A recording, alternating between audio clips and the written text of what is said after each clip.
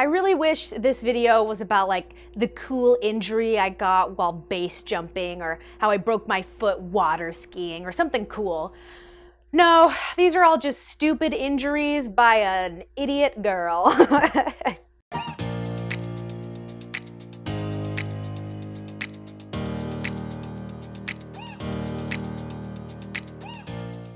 Hi everyone, welcome back to my channel, or welcome to my channel if you're new here. My name is Jacy and I like to do story times on this channel. More specifically, every now and then I like to do storytime snippets, which is basically where I just do one long video with a bunch of smaller story times compiled into one, all within the same theme. So today's theme are some of the worst injuries that I've ever gotten. Now, I think a mini theme within this is how they're all kind of stupid injuries. They are all self-inflicted and completely my fault and just kind of silly. And so I thought it'd be funny to share with you guys. So these aren't some super dramatic, gory type injuries. Do you guys remember the show Scarred on MTV? First of all, I used to love that show. It was extra gory and extra graphic, and I loved it for some sick and twisted reason. That's not what this video is gonna be about. It's more of just some silly story time. So if you like that format, or just hanging out with me, like we're just two friends catching up, then make sure to like this video, give it a thumbs up, and subscribe so you can join us for future story times. But let's get started on these injury snippets. I don't know how I'm feeling about this look, you guys. I feel like with a low bun, you can't see my hair, so I kind of just look like a founding father. And then these lashes and these lips are giving me drag queen vibes, but that's okay. We're gonna make it work, because snippet number one is gonna be a little blast from the past. It's gonna be my first ever injury, and it was when I was a mere 4 years old. So when I was 4 years old, I broke my collarbone, and you might be thinking, dang, you must have been like, what, into sports or like roughhousing a little bit? How'd you break your collarbone? Tripping and falling, playing outside? No, I fell off my bed. So yes, when I was 4 years old, went to bed one night, fell off my bed, hopped back into bed, but I woke up in so much pain. I go to my parents and I say, Mom, Dad, my shoulder hurts and it hurts to breathe. And they're kind of like, you're fine. What are you talking about? You're fine. Now this will be a running theme throughout this video, is that one, I don't bruise or swell at all. I don't know what it is, so when I do get a bruise, it's kind of like, whoa, what the heck happened? The other thing too is that my dad specifically is one of those people where it's like, unless a bone is protruding out of your body or there's clearly a broken bone inside of you, he's not taking you to the doctor. You can put some ice on it, rub some dirt in it, and you're fine. So the next day, after I had already broken my collarbone, I was telling him, you guys, my shoulder still hurts and I really can't breathe. And they were like, I don't see anything wrong, like, you're fine, just you probably slept weird, just go back to bed. So it wasn't until day 3 that my parents were like, okay, this little kid's still in pain, let's take her to the hospital. They take me to the hospital, and sure enough, I had broken my collarbone. So I just had to wear like a little sling, no big deal. But I wanted to tell this story because of the subsequent thing that followed, which I still think is so funny to this day. Hi, editing Jacy here. I filmed this video and then I showed it to my mom for approval, and she let me know that I did get some details wrong in this story, so I will amend those after I tell it. So as I'm in this appointment, you know, getting my sling fitted, my doctor was saying like, oh, she broke her collarbone a couple days ago, why didn't you bring her in? And they were saying like, oh, well, we didn't know it was broken. She wasn't bruised at all. Like, we just thought she slept wrong. And they're like, oh, okay, you know, it happens. So a few days later, my dad is in the kitchen cooking up something. He opens the oven, and my dumbass sister, she goes, Daddy, what are you making? Goes to look inside of the oven, and homegirl puts both palms on the oven door to get a better look. Burns both of her hands. Idiot. So my dad goes, dang it, come on, Jamie, now we gotta go take you to the hospital. So they go to the hospital, she has to get her hands all bandaged up. And the doctors are looking at my father, who is a black man with these 2 very light-skinned daughters, sees that one daughter had broken her collarbone and he didn't bring her in, and now this girl has burns on her hands, consistent with abuse. I think you see where I'm going with this. Before you know it, there is an official who would like to speak to my father, and yes, this official was from the Child Protective Services, who just kind of briefly questioned my father. Now, it wasn't some big interview. They didn't come and like investigate or like talk to us kids. It was kind of just like a, hey, something fishy's going on here. What's going on? So I just thought that was kind of funny that 2 injuries within like the span of a week or two between 2 of us siblings that were pretty dumb and self-inflicted, but because it looked like my parents did it, my dad ended up getting questioned by CPS. So be careful with your kids out there because they will question you if something is suspicious. So just to update some details, those injuries were accurate. However, I guess they happened years apart and not days, so that was my bad. And my mom also let me know that a CPS officer never actually questioned my father. That was just kind of like a running joke. A nurse, however, did question why a black man was bringing in white girls, and he had to let them know that these are his daughters, and the nurse just didn't really believe him. So those were the amendments to the story. But what was funny is that as my mom was kind of telling me about this, she goes into her safe and pulls out the actual brace that I had to wear when I broke my collarbone. So little 4-year-old Jacy had to wear this to fix her broken collarbone. And we also found some funny home videos of me wearing this brace when I'm 3 to 4 years old and kind of just babying it. And you could see how like I'm struggling to breathe and how it kind of hurts. So I just thought that was funny. So just wanted to make sure that all the details were correct and you guys know that all my stories are true and factual, albeit a little tame and mundane. So on to the next story. So snippet number 2, let's get into some real injuries, some adult injuries that are equally as self-inflicted and stupid. So when I was in high school, I was playing for the high school soccer team. And we had a practice one week on a random Saturday. And I think it was, I don't know, maybe an extra conditioning practice or something along those lines. So we show up to the field and the gates were locked. Like all of the entrances were locked up to get into the field. And so my coach was like, oh shoot, the gates are locked. I don't have a key. All right, ladies, let's all just hop the fence. And right away I had a lot of anxiety about that because I was like, I don't know if I want to hop a fence like that. I don't think I'm good at that. And they're like, no, trust me, you got this. We can give you a little boosty. So shamefully, I was one of those kids that I could not actually climb a fence. And this is just a normal fence. I had to get boosted up by my tushy by all of my teammates as I'm like, slowly crawling up this fence, and then I have to swing a leg over and then slowly crawl down as my other teammates are now giving me a boosty from the other side to slowly lift me down. Super embarrassing, but we go and we have our soccer practice. Soccer practice goes totally fine. Soccer practice is over and the fences are still locked. I felt a little too embarrassed doing that whole process again because everyone was kind of teasing me all during practice about it.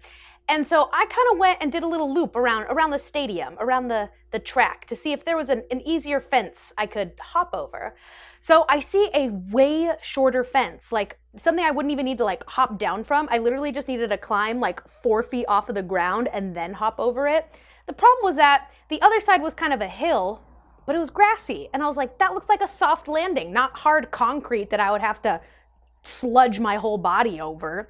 So there was one other teammate with me. She was my friend, and she was like, oh, this one's way easier. Let's hop over this one. So she hops over the fence, lands on the nice soft grass, and goes, easy, Jacy, hop over.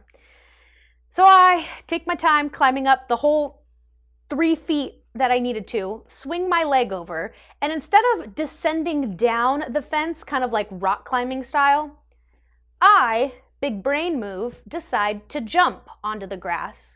And I don't know if you heard me mention, but it was a hill, and I landed real weird. I kind of hear like a pop sort of thing, and I immediately go, ah, shit, my ankle. Now, the reason why I'm telling this story is because it was probably pretty obvious that I jumped a fence and broke my ankle, which is true and just as embarrassing. But the weird thing, again, is that I did not bruise and I did not swell. I just had a ton of pain in my ankle. I stand up and I walk over to where my dad was going to pick me up from soccer practice. I was walking on my ankle just fine. He picks me up and I say, Dad, I hurt my ankle pretty bad at practice today. And he goes, oh, was it like a bad tackle?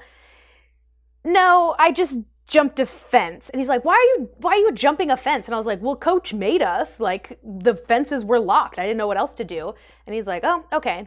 So the next day comes and I was like, Dad, my ankle's pretty bad. He goes, just rice it. Rice it's a cool sports thing. It's rest, ice, compression, and elevation. So he's like, just rice your ankle, you'll be fine.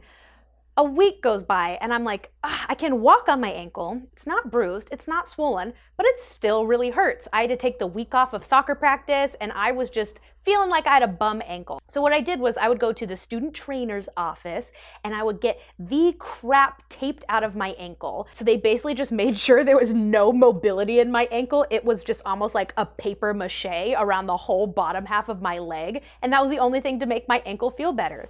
It wasn't until, I kid you not, 2 weeks later that I'm still complaining to my dad about my ankle. And he goes, okay, fine, let's go to the doctor. God, so rude. So we go to the doctor and the doctor takes an x-ray, brings it back and goes, so you broke your ankle?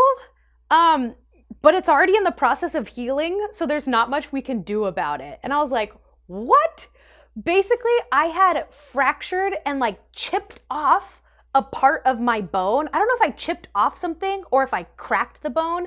I forget, but it was something that, because I didn't swell or bruise and because it wasn't like something that was debilitating towards my movement, I could still walk on it and I didn't really think anything was wrong, but I should have gone into the doctor right away because they would have immediately put me in a boot and had me stay off of it. Meanwhile, I'm still out there running laps for soccer practice thinking I'm some cool athletic star, which I wasn't. So that's when I learned I'm basically like a superhero where I'm impervious to pain and I can break bones and still walk on them, and doctors hate me because they can't figure out why. So yeah, I broke my ankle jumping off a fence and I never went to the doctor for it until it was too late. So my third injury and third snippet is actually probably my most painful injury I've ever had, but it was kind of unsuspectingly painful. So when I was in my 20s, I was working for the Cheesecake Factory and there was a really fun cheesecake-wide soccer tournament. It was basically like all of the different cheesecake factories in Southern California coming together for this giant soccer tournament, which was so fun. And I remember I had just started working at my location and there was like a sign-up sheet in the back and I was like, oh shoot, there's a soccer tournament? Like, I used to play soccer. Can I come play? And they're like, yeah, it's welcome to everyone. And so sure enough, I show up for the tournament and they were like, oh, she's actually not that bad. I also feel like I talk about how I played soccer a lot. I was good, but I was not great, you guys. I wasn't good enough to like go play in college or in the pros. I was just good. So I don't want you to think I'm coming across as like, oh yeah, I could have gone pro, but I decided to focus on myself. No, that's not the case at all. But you know, when a whole building of Cheesecake Factory workers come together, you can start to see who's just there for fun and who actually used to play. So they were kind of looking at me and they're like, oh shoot, she not only used to play, but this was one of those tournaments where every time a girl scored, it was 2 points instead of 1. So that was when they were kind of like, oh, just give her the ball, we'll get double the points kind of thing. So I was playing in the soccer game and it was co-ed. And it was co-ed with people of all different ages, all different sizes, and all different skill levels. And there were a lot of big boys in this league. There were a lot of people taking this very seriously because at the end of this Cheesecake Factory tournament, the winning location got a trophy and like some big prize. I don't know. We didn't end up winning, spoiler alert. So I remember stupidly going in for a crazy 50-50 tackle with some guy who was playing like he was Cristiano Ronaldo or something. And we kind of like bump and it was as if it was like, boom, and I just fall and he's just standing there. So I completely run into him and I fall. I immediately feel pain in my side and I just think it's one of those, oh man, he knocked the wind out of me. And I was like, all right, take me out, I'm in pain, you know? And it was also one of those super embarrassing tackles where everyone's like, oh, dang. And I'm like, please don't embarrass me for this too. I'm already so embarrassed. So I sit out the rest of the game because I'm just like, no, I'm in pain. Like, I'm in too much pain. We lose the tournament. I go back home the next couple of days and I can't breathe. And now I don't remember when I was 4 years old saying that about my broken collarbone, but I remember going home and being like, every single breath that I take, I feel the effort and I feel pain. And that's when I kind of started doing my WebMD research and I realized that I had cracked some ribs. Now, for cracked ribs, there's actually not much you can do about them because it's not a break. It's not like something you can brace. It is just one of those things that is extremely painful and you kind of just have to deal with it. I mean, I'm no doctor, but that's what it was according to my research. And again, because my dad was very like anti-doctor and not going and using up our health insurance unless absolutely necessary, I knew that all they could do would just be give me some extra strength Tylenol. So I was like, I guess I got to deal with this on my own. Now, you guys, cracked ribs were easily the most painful injury I've ever had. I felt like a hostage in my own body because I would go to laugh. I would go to be like, haha, oh, pain. I would go to cough and be like, oh, oh God, oh God, oh God, oh God. I remember if I felt a sneeze coming on, I would literally start to panic thinking, this is it. This is how I die. Achoo! Oh! Just pain. It was so painful. And the worst part about that was I was a freaking server at the Cheesecake Factory. Do you know how hard it is to carry a tray full of like heavy, heavy drinks and then like hand them off and be like, ugh, your Moscow Mule, ugh, your iced tea, oh, your Coke. Like it was so bad and so painful. So yeah, so I wish cracked ribs on nobody. But again, kind of a super self-inflicted injury where I probably shouldn't have been going all out in a co-ed soccer league against men who thought they were playing for like the Champions League trophy. That's kind of on me, but also it's not really my fault. It was just really painful and I wanted to share it.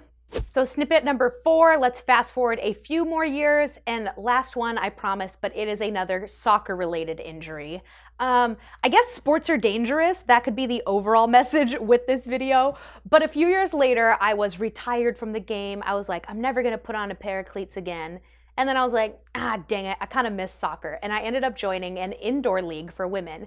And if you've never played indoor, it is so fun. It's soccer, but it's on a turf field indoors like a hockey rink, and the field is so much smaller. So it's a much quicker paced game. It's a much more higher scoring, but you can also like ram people against the walls, and it's a lot more physical and aggressive. Super fun. So when I was playing for my team, I was actually doing half goalie and half on the field because I used to play goalie in most of my days, but I also liked playing on the field because it was better exercise, I guess. So I was in the goal one day and there was a play, and I remember it very fondly because this would happen all the time growing up. But there was a player coming down towards the goal, towards me, the goalie, on a breakaway. So it's just a 1v1, and I was like, I gotta save this goal. I gotta be the hero of my team. So to save the goal, I had to go and slide and kind of like try to get the ball with my hands. It's weird, like I do it all the time, but I don't know the actual the term for it. I'm the worst soccer player ever. But what ends up happening is I get a turf burn on my leg. So if you know anything about playing on turf fields, they're basically just plastic fields.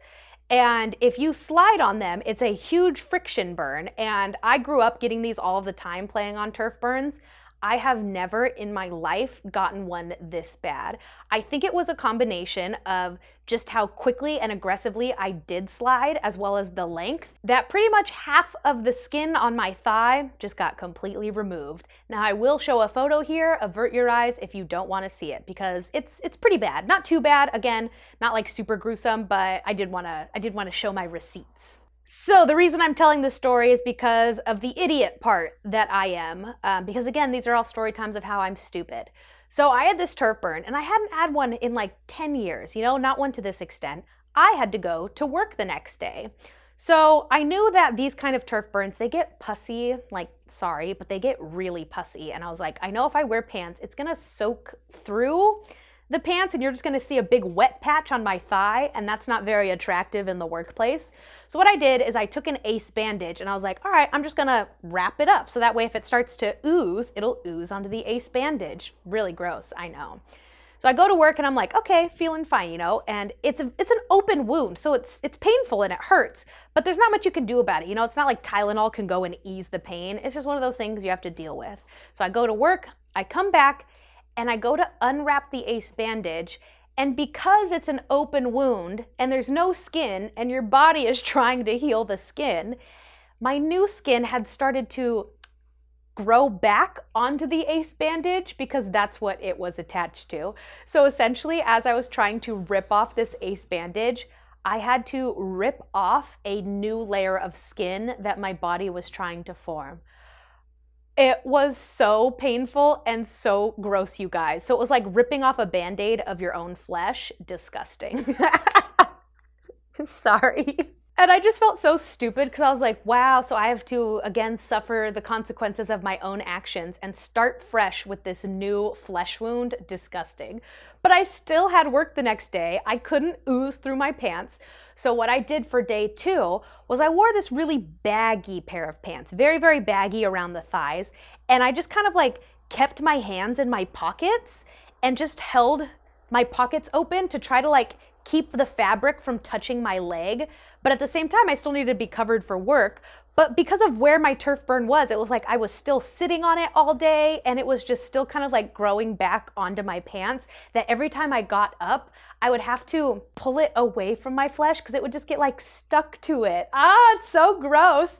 And then by day 3, I was kind of like, all right, I can't do this anymore. I wore shorts to work that day, and luckily it ended up being one of those days where like nobody was in the office, thank goodness, because like you shouldn't really be wearing shorts in the office.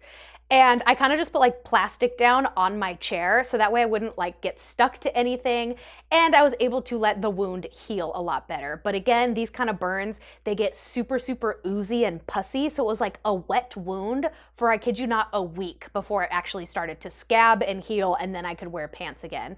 So a pretty gross injury, and I kind of just attribute that to me being stupid and how I treated it. That one's on me. But you know, turf burns happen with soccer. Be careful out there when you're playing on plastic fields because those burns hurt. And if you've ever played soccer or have gotten a turf burn, let me know in the comments and kind of just like back me up that those things suck. So my last snippet of an injury wasn't actually a bad injury, but it could have been so much worse, and I wanted to tell it to you guys. So several years ago when I was with my ex, his family was one of those families that went to the river every year. So they had a boat, sea-doos, a lot of water toys, and they liked to take the boat out and do, it's not water skiing,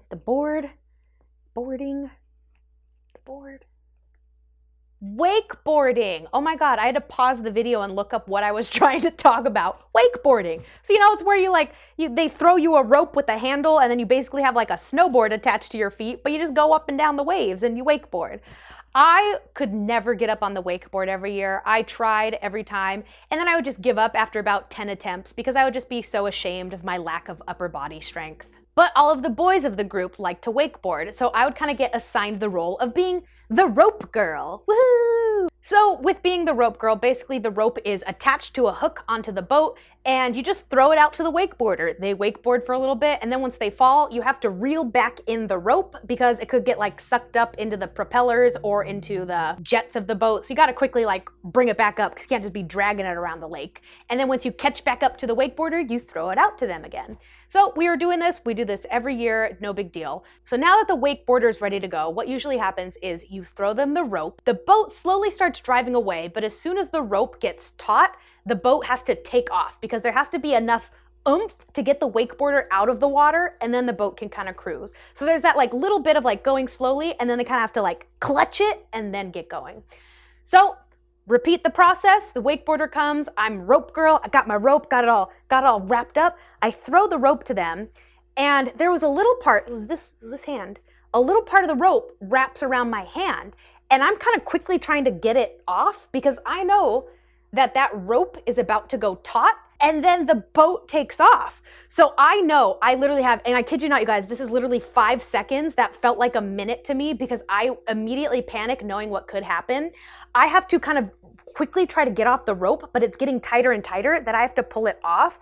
For some reason, it only got tight around my finger, and within a split second, and I'm not even saying that to be dramatic, a split second, I was able to pull the rope off before it went taut. Now, as I did this, it ripped off a huge part of my pinky skin, a huge part, and it was black and blue like I've never seen my pinky. And I immediately like fall back and I go, my pinky. And all I could think about was that I honestly could have lost my whole pinky because if it was wrapped down any further, it would have ripped off my finger because again, it's just a lot of force really quickly, and you can't really yell to the boat person, the pilot, the boat captain, I don't know. You couldn't really yell to them to like, stop the boat, my pinky, because it would have all happened within split seconds that there would have been nothing you could have done. Similarly, if I hadn't have gotten it unwrapped from my hand, who knows what could have happened. I could have been thrown in the water. I could have like had it burn off all of my fingertips. No idea. But I had blood blisters on that pinky for a week, and I've never had anything like it. It was so peculiar because it looked like I had frostbite on the end of my pinky. It was just completely black with these red bubbles, and I don't even know what the injury would be. I guess it would be some type of severe rope burn, but it basically just ripped off all of the skin off of my pinky, and I was so grateful for that because of how worse it actually could have been. I don't know, that's so scary. Like, I could not have a pinky right now just from a stupid wakeboarding accident when I was just the rope girl. That would have sucked. That would have sucked. And lastly, my last snippet isn't really a snippet, but I would say my worst injury of them all would be the time that I had to get my ovary removed. That isn't actually like an injury, it's more of like a medical thing, but I did do a whole video of that if you're interested. But that's clearly like the most pain I've been in, the worst injury that I've had, the longest hospital stay I've ever had. So if you haven't seen that video, make sure to check it out. But otherwise, those are my short little snippets about some of the worst injuries I've had and how almost every single one was self-inflicted and me being a dumbass. So no, I am not an adrenaline junkie. I have not broken any other bones that are more cool and graphic or give me a better reputation. Nope, those are it. I'm just dumb. So definitely let me know in the comments below some of your worst injuries. If you had like some crazy accidents or some other weird things happen, I would love to hear about them. But I thank you guys so much for watching. I love that you guys comment on my videos. I love that you stay tuned for all the story times, even though they're more tame and mundane, you know? I don't have crazy story times, but I try to keep it real with you guys. I try to give receipts where I can. And I just hope that you're entertained and just like hanging out with me, because I like hanging out with you.